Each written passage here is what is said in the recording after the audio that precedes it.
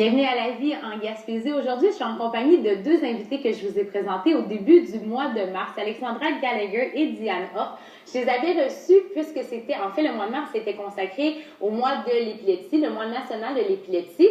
Bienvenue les filles à nouveau à la vie en Gaspésie. Je vous ai réinvité parce que le moment qu'on avait eu finalement pour parler de l'épilepsie, puis bon, vos activités avaient été courts, on avait manqué de temps.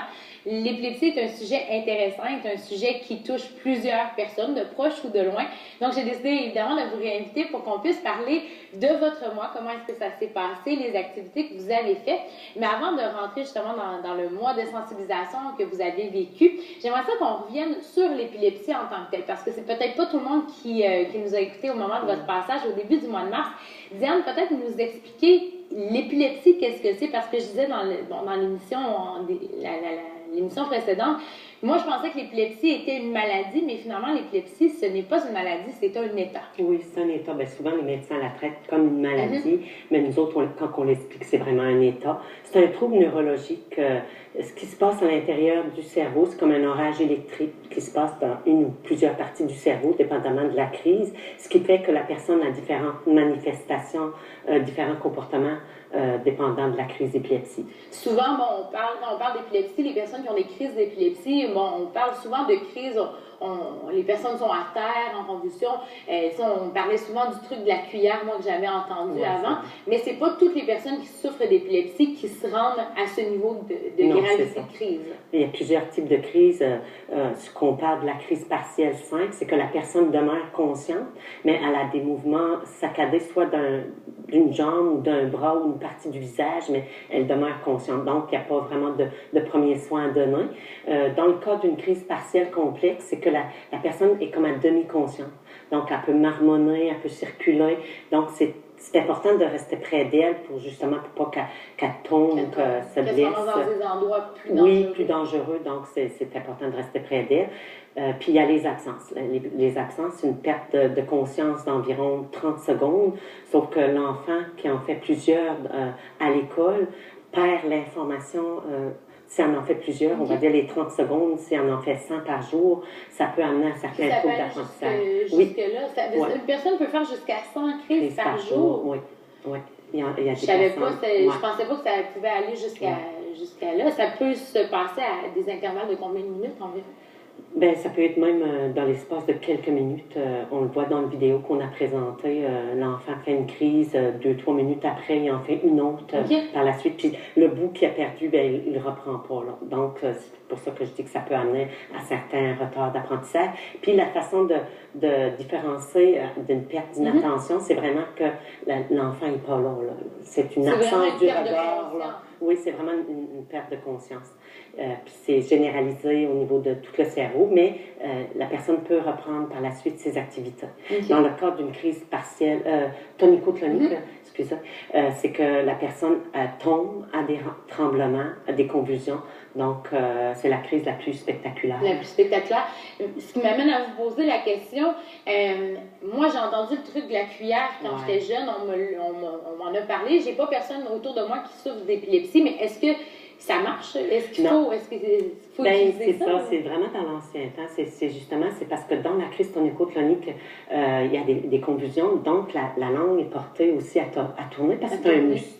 Mais les gens étaient portés à déposer une cuillère de bois. Pas que la personne s'étouffe avec sa langue, mais la langue, tu peux pas t'étouffer avec la langue. Comme un mythe. C'est vraiment un mythe, c'est ça. Puis avant, ils mettaient une cuillère, un crayon ou n'importe quel objet pour justement, pour pas que la personne se morde la langue. Mais tu sais, à quelque part, c'est mieux peut-être de se mordre la langue, que la langue guérit à la langue, que de mettre toutes sortes d'objets. Tu sais, que le crayon casse, puis que les morceaux... encore plus. Oui, puis ça va dans les poumons, c'est très dangereux. Ou de briser les dents avec une cuillère ou toutes sortes d'objets. C'est vraiment de ne rien mettre dans la bouche de la personne, de tourner la personne sur le côté, pour justement, parce qu'il y a beaucoup de salive, c'est de permettre à la personne d'être confortable durant sa crise, de la tourner sur le côté pour que sa salive puisse y couler. Puis s'il y a des vomissements aussi, pour pas que ça va dans les poumons.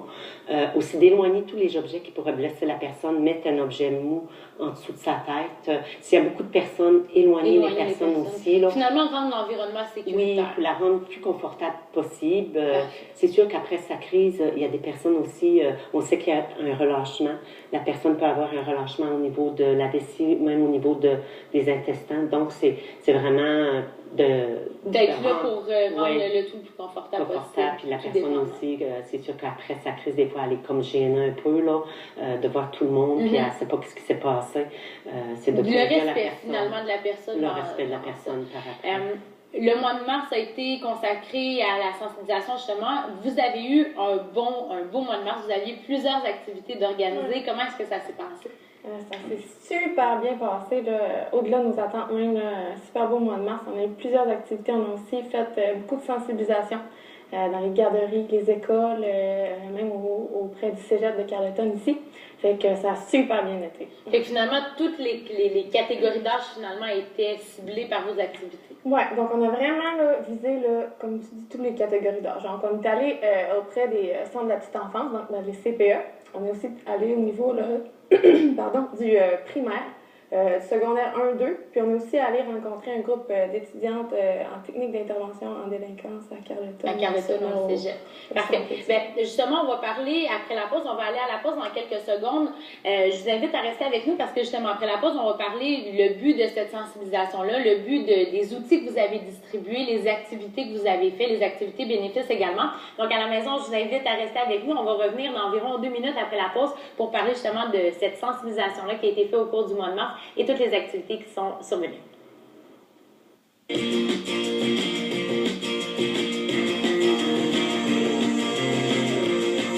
Jeux d'amour présente la conférence équestre du printemps. Samedi 18 avril, apprenez à gérer les urgences avec Manon Galarno et Pascal Dubé de l'ITA La Pocatière.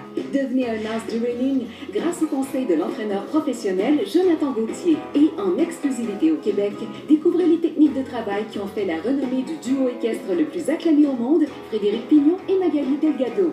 Achetez vos billets maintenant. Une présentation de CHAU en collaboration avec les produits PBM et le Club Voyage FP. Lancia spaghetti et macaroni, plus de 40 variétés. Comme en Italie, Lancia. Nutrition, lundi au vendredi, 18h30. Découvrez le port de Belle-Dune, une infrastructure en eau profonde ultramoderne, ouverte 12 mois par année. Fondée en 1968 en bordure d'une des plus belles baies au monde, la baie des Chaleurs au nord-est du Nouveau-Brunswick, le port de Belle-Dune est maintenant une des pierres d'assises de l'économie régionale.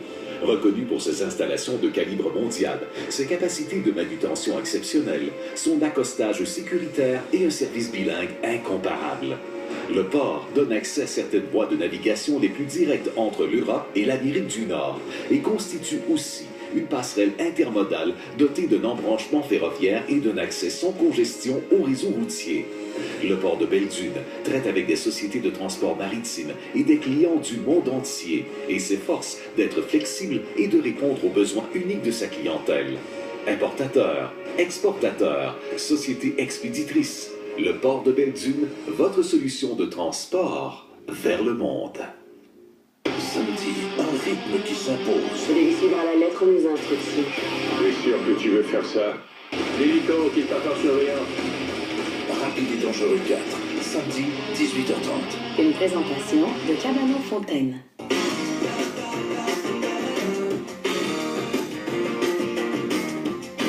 Alors, bienvenue à l'émission. On parle toujours d'épilepsie. Je suis en compagnie d'Alexandra Gallagher et Diana qui travaillent tous deux à l'association Association Épilepsie Gaspésie Sud. Avant, la pause, on parlait justement, qu'est-ce que l'épilepsie? Qu'est-ce qu'on peut faire en cas de crise si on est témoin d'une crise?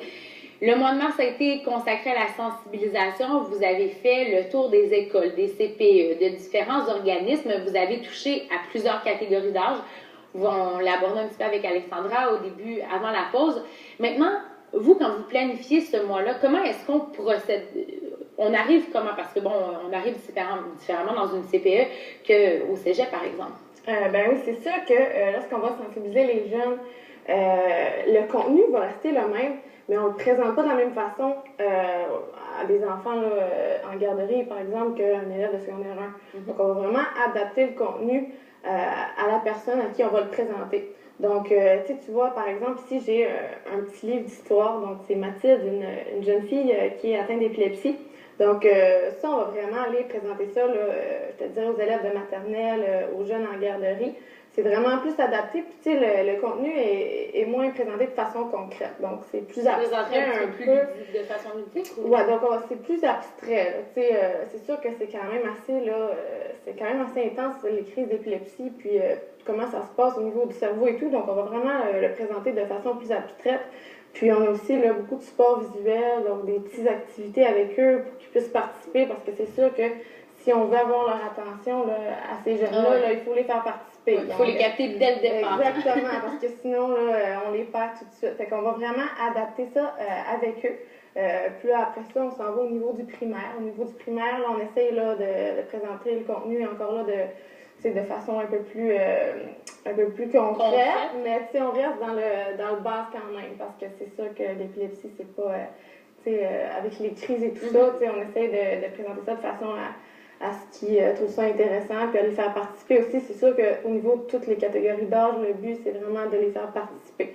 Puis ce qu'on va présenter, en fait, comme contenu, là, au niveau de tous les âges, c'est vraiment comment on va intervenir avec une personne en crise. Donc, c'est sûr que on commence l'atelier, on va vraiment aller expliquer c'est quoi l'épilepsie. Donc, ça va varier là, au niveau des âges encore là. Mais c'est quoi l'épilepsie? Donc, souvent, on va comparer ça à un petit orage électrique au niveau du cerveau. Donc, on va vraiment expliquer ça. On l'aborde comme ça, c'est plus clair, c'est plus... On va aussi là, aller au niveau là, des types de crises. Donc, on va expliquer souvent les types de crises. C'est sûr qu'au niveau là, garderie, là, on n'ira pas vraiment là, à l'intérieur des types de crises. Donc, on va vraiment expliquer ces 4 types de crises-là au niveau primaire, secondaire, puis au niveau avec le cégep. Puis après ça, on s'en va vraiment là, sur l'intervention. Donc, comme Diane disait tout à l'heure, comment on intervient avec quelqu'un en crise généralisée surtout. Là, donc, quand on vire la personne sur le côté. Donc, toutes ces interventions-là, autant au niveau là, des jeunes en garderie que des gens du cégep, on va vraiment leur dire qu'est-ce qu'il faut faire. Là, comment réagir si ça arrive dans votre classe ou dans votre milieu de travail. Donc, ça, par la suite, c'est sûr que ça va permettre à tout ce beau monde-là d'éliminer les peurs qui ont associé à l'épilepsie, parce que c'est sûr que quand tu sais pas comment réagir avec... si ton ami fait une crise, par exemple, à côté, puis tu n'as jamais entendu parler de ça, et tu sais pas, là, la cuillère, tu te dis qu'est-ce que je fais, comment je réagis à ça, est-ce que je vais essayer de la retenir? Non. Donc, nous, on va vraiment... donner ces outils-là, ces conseils-là pour être capable de bien réagir. Exactement. Je veux qu'on prenne quelques minutes pour expliquer que l'épilepsie peut arriver à n'importe quel âge. Il y a quand même des signes que les parents peuvent voir ou les conjointes peuvent voir. Peut-être, Diane, nous expliquer justement ces signes-là avant-coureurs. Oui, c'est ça. Il peut y avoir une perte de conscience, même une perte de connaissance.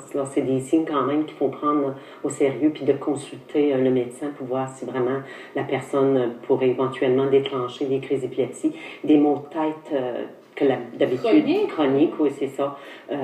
Des mouvements saccadés au niveau d'un bras ou d'une jambe, que la personne n'a jamais fait ça avant. On sait qu'il y a plusieurs causes qui peuvent amener à l'épilepsie, dont la méningite. Fait que c'est toutes sortes de causes, traumatisme crânien, tumeur au cerveau. Si la personne s'est blessée au cerveau, je pense que c'est important de consulter aussi. Puis c'est vraiment après 3 crises qu'on va diagnostiquer l'épilepsie. Finalement, on peut faire un peu de prévention. On ne pourra pas guérir, mais on peut faire de la prévention pour être capable de réagir autant les proches que la personne elle-même. Si c'est des petites crises de moins haute gravité, on est capable de mieux réagir finalement. J'imagine que c'est le message aussi que vous voulez laisser avec toute la sensibilisation que vous avez fait, les outils que vous avez laissés. Exactement, c'est le but premier. Nous, c'est ça, c'est notre mois, donc on veut vraiment faire ça dans le mois qu'on a. Puis je te dirais, cette année-là, avec les éducateurs spécialisés, éducatrices spécialisées, les professeurs, les jeunes rencontrés, puis les éducatrices à l'enfance, là, on a rencontré là, près de 450 personnes en dedans de 2 semaines. Donc, on peut vraiment se dire mission accomplie là, au niveau de la sensibilisation. De où à où est-ce que vous êtes allés? On est allé, là, nous, notre secteur, c'est de Matapédia jusqu'à Percé. Donc, on est allé au niveau là, de Chandler, Grande-Rivière, dans les CPE. On est allé aussi à Carleton. On est allé au Cégep à Carleton, puis dans les CPE. Donc, on essaye là, de vraiment varier au niveau des secteurs.